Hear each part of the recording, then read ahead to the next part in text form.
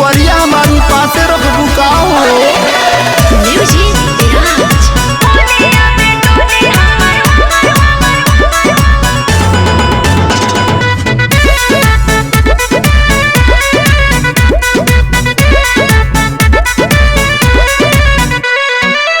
असो के होली हमार करबू का फीका। अच्छा। इंदर हमार दिलू दोसरे के ठीका।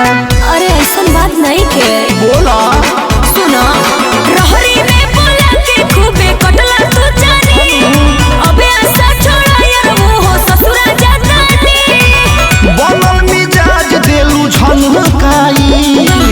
बनल मिजाज दिलू झनकाई। अरे तो का करी आसो होलिया में डोली कोनो दूसर लेके जाए हमरा से जौन प्यार रहे ऊ का हो गई।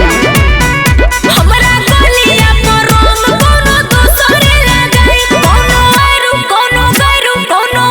गैरू ना हो हमें जीजा जी के भाई आसो होलिया में डोली हमर उहे लेके जाए अब जान कहत रहलू अब अनजान हो जाइबू। बोला बोला बोला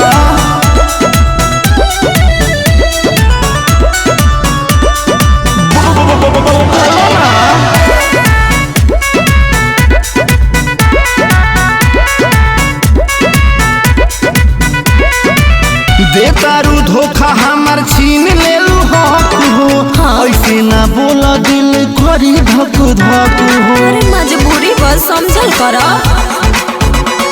धनंजय